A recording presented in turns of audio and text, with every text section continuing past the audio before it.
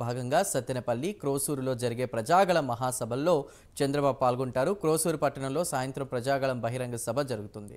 పెదకూరపాడు నియోజకవర్గంలో చంద్రబాబు నాయుడు ప్రజాగళం సభ కోసం భారీ ఏర్పాట్లే చేశారు టీడీపీ శ్రేణులు. ఇక మొత్తం మీద ప్రజాగళం అనంతరం భాష్యం ప్రవీణ్ ఆధ్వర్యంలో 2000 బైకులతో కూడా క్రోసూరు నుండి రెంటలపాల వరకు కూడా భారీ ర్యాలీని నిర్వహిస్తారు.